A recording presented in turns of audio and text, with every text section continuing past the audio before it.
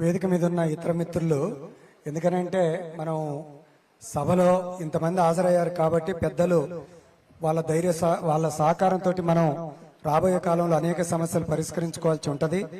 దాన్ని గమనంలో పెట్టుకొని అందరికీ ఉపన్యాసానికి అవకాశం ఇవ్వలేము. నేను కొన్ని విషయాలు మాత్రమే మీ అందరి దృష్టికి తీసుకొస్తా. ఆ తీసుకొచ్చే ప్రతి విషయం కూడా ఇందులో రెండు కోణాలు ఉంటాయి.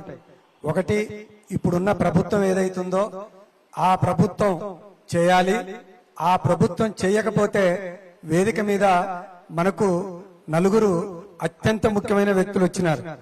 ఇందులో పల్లారాజేశ్వరరెడ్డి గారేమో నిరంతరం మనకు గైడ్ గా ఉంటూ వెంట ఉంటూ మంచి చెడుకు మనకు దారి చూపిస్తూ తీసపోయే నాయకులు. ఎప్పుడన్నా అవసరం అనుకుంటే సిటీలో ఈ మధ్యకాలంలో జరిగిన ఇబ్బందులు చెప్తా, అలాంటి ఇబ్బందులు వస్తే తలసాని సీనన్న పేరు చెప్పిన తర్వాత ఎవడు మన జోలికి రాకుండా ఉంటది.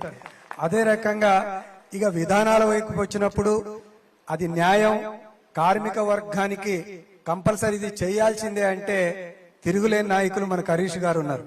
వారి మనసులో ఇది చేయాల్సిందే అంటే వాళ్ళు చేస్తే మంచిది, వాళ్ళు చేయకపోతే ఎట్టా వచ్చేది మనం, ఆ తర్వాత ఎట్టా సారు ఇవన్నీ కూడా చేస్తారని మీరందరూ కూడా దాన్ని అర్థం చేసుకోవాలని కూడా విజ్ఞప్తి చేస్తాం.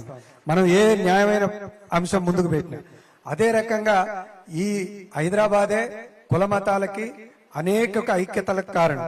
అందుకని వాటర్ బోర్డులో కూడా హిందూ ముస్లింస్ ఐక్యంగా ఉండాలి, అప్పుడే మన సమస్యలు పరిష్కారం అవుతాయి. దానికోసం మొహమ్మద్ అలీ గారు కూడా మనకు అండగా ఉంటుందని వచ్చి మన సమైక్యతకి సంఘీభావంగా వారు కూడా మన వేదిక మీద ఉన్నారు.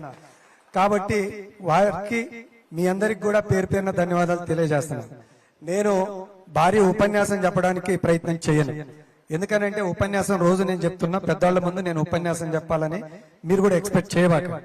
కానీ నేను ఈ సందర్భంలో ఒక్క మాట మాత్రం, ఇక్కడ హాజరైన మిత్రులే కాకుండా 22,900 మంది ఉద్యోగులకి, దీని మీద ఆధారపడి జీవిస్తున్న 12,000 మంది ఉద్యోగులకి, అంటే ఆఫీసర్లు గాని, కాంట్రాక్ట్ లేబర్ గాని, ట్యాంకర్స్ మీద పనిచేసే వాళ్ళు గాని, మీటర్ రీడర్స్ గాని, ప్రతి ఒక్కరు, సెక్యూరిటీ గాని, ఎవరెవరైతే పనిచేస్తున్నారో వాళ్ళందరికీ కూడా భవిష్యత్తు రీత్యా ఒక్క మాట మాత్రం మీ అందరి దృష్టికి తీసుకొస్తున్నాను. ఏంటి ఆ విషయం అని అంటే, ఈ రోజు ఈ ధర్మ పోరాటంలో గులాబీ జెండా గెలిస్తేనే వీళ్ళందరి భవిష్యత్తు బాగుంటది అని చెప్పేసి మాత్రం నేను ముందుగా మీ అందరికి కూడా నేను వివరం చెప్తున్నాను. ఎందుకంటున్నా ఈ మాట, ఈ రోజు గతంలో 9-10 ఏళ్ల మధ్యన కేసీఆర్ గారు పరిపాలించారు.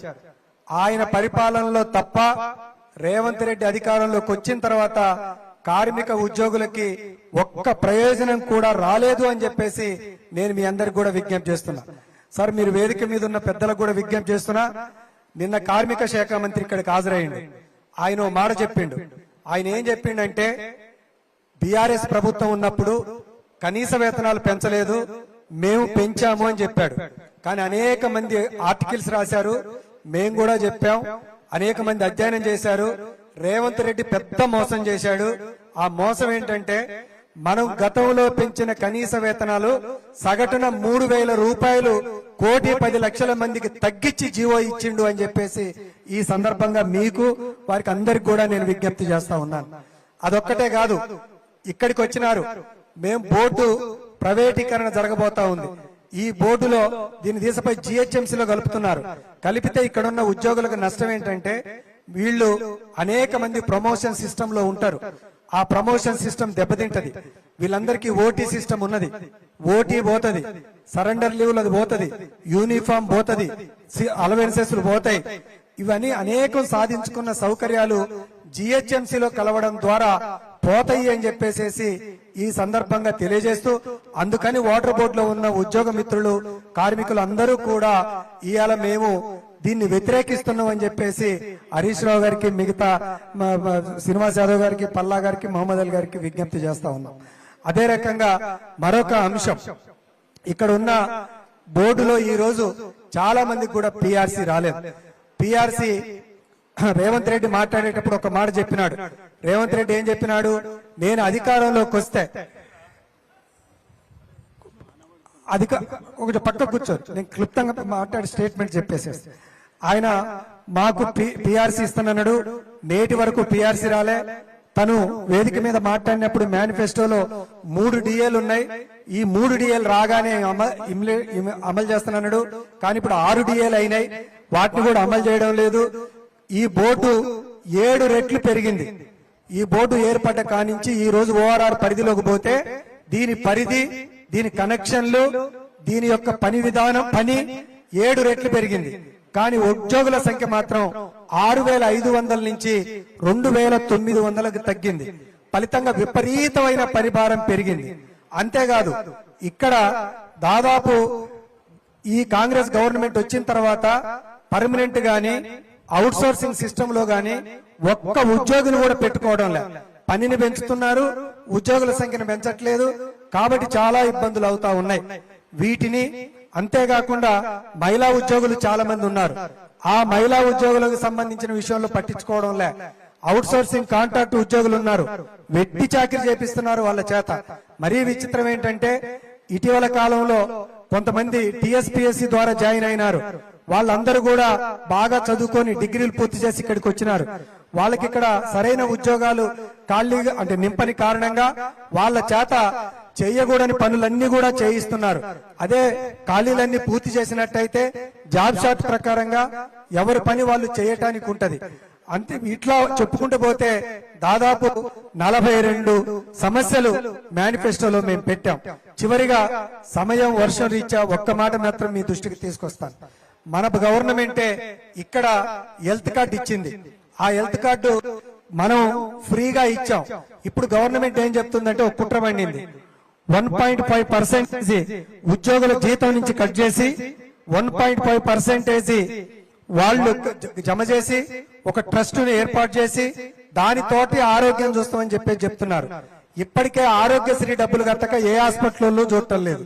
ఈ ట్రస్ట్ కు డబ్బులు పోయి ఆ ట్రస్ట్ లో ఆల్రెడీ డబ్బులు జమ చేస్తే వీళ్ళ ఎవ్వరికి కూడా ఆరోగ్యం అనేది కార్పొరేట్ హాస్పిటల్ మిగతా హాస్పిటల్ చూడబడదు.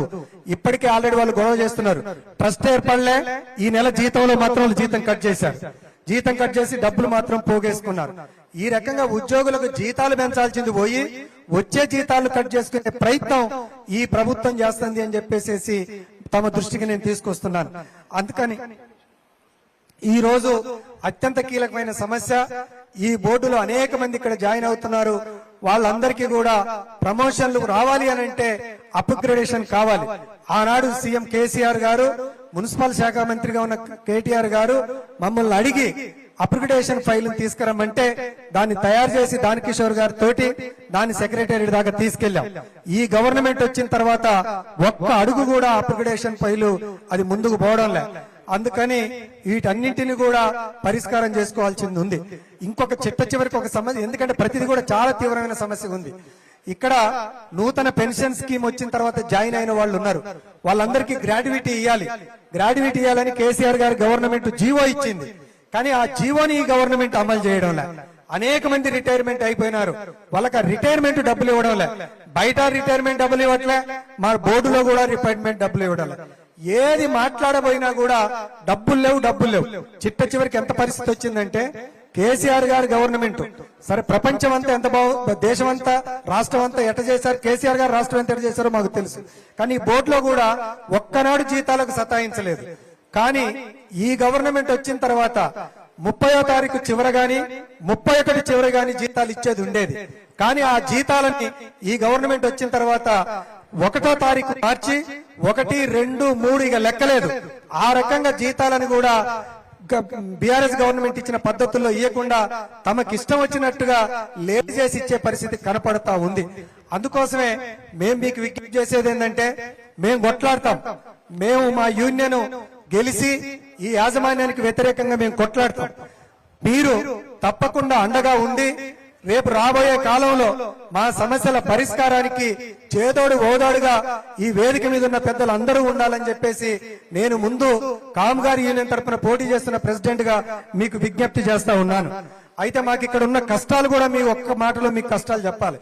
మేము ఇక్కడ బీఆర్ఎస్ గవర్నమెంట్ ఉన్నప్పుడు బ్రహ్మాండంగా మా పరిస్థితి ఉండేది. ఇలా కాంగ్రెస్ గవర్నమెంట్ వచ్చిన తర్వాత యూనియన్లను విపరీతమైన ఇబ్బంది పెడతా ఉన్నారు. మేము ఇలా డెమోక్రటిక్ ప్రాసెస్ లో ఎన్నికల్లో పోటీ చేశాం. ఎన్నికల్లో పోటీ చేస్తే నేను 30 ఏళ్ల నుంచి పోటీ చేస్తున్నాను. ఎప్పుడైనా ఏ యూనియన్ అయితే వరుసగా పోటీ చేసుకుంటూ వస్తుందో ఆ గుర్తు వాళ్ళకి ఇయ్యాలి. ఈ రోజు ఇక్కడ రెండే యూనియన్లు పోటీ చేస్తున్నాయి. ఒకటి జనమండలి కాంగ్రెస్, ఒకటి కామ్గారి యూనియన్ బీఆర్ఎస్. మాది వరుసన మీరు మొట్టమొదటి అధ్యక్షులుగా ఇక్కడికి వచ్చినప్పుడు మీరు బాణం గుర్తు మీదనే గెలిచినారు. అప్పటి నుంచి ఇప్పటిదాకా గులాబీ జెండానే గత 13 ఏళ్ల నుంచి ఓటర్ వరుసలో గెలుచుకుంటూ వస్తా ఉన్నది. నేను గత 2 సార్లు ప్రెసిడెంట్ గా గెలిచాం. ఇక్కడ 2000 ప్రమోషన్లు ఇచ్చిన ₹2 అవినీతి లేకుండా, ఎవరిని అడిగినా లేకుండా ఆ రకంగా నిస్వార్థంగా పనిచేసి మంచి పేరు మన యూనియన్ సంపాదించింది. మీ కాలంలో కూడా మీరు ఒక రకంగా చెప్పాలనంటే 600 మంది కుటుంబాల్లో వాళ్ళ వెలుగులు నింపి వాళ్ళ కుటుంబాలకి ఓ దేవుడై మీరు హరీష్ గారు ఇవాళ ఇక్కడ నిలిచినారు.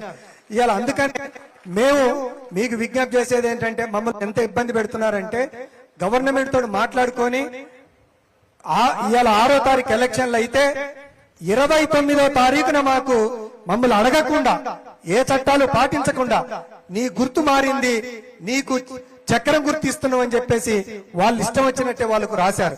మేము లక్షల రూపాయలు పెట్టి సామగ్రి, ప్రచారం ఇవన్నీ చేసుకుని ఎక్కడోళ్ళకక్కడ చెప్పుకున్న తర్వాత అధికార మదంతో ఈ రోజు గుర్తులు మార్చి గెలవాలనే ప్రయత్నం చేస్తున్నారు. అందుకని అయినా కూడా మేము ఎదుర్కొంటున్నాం. మేము ముందుకు పోతాం, మేము నిలబడతాం, మేము కొట్లాడతాం, ఈ గులాబీ జెండా చరిత్రని నిలబెడతామని చెప్పేసి కూడా మీకు తెలియజేస్తూ, ఇప్పుడు మన గెలుపు కోసం మన సమస్యలకు అండగా ఉంటుందని తెలియజేస్తూ మన ఆనరబుల్ ప్రెసిడెంట్ పల్లా రాజేశ్వరరెడ్డి గారిని మాట్లాడాల్సిందిగా కోరుతున్నాం. జై తెలంగాణ, జై కేసీఆర్.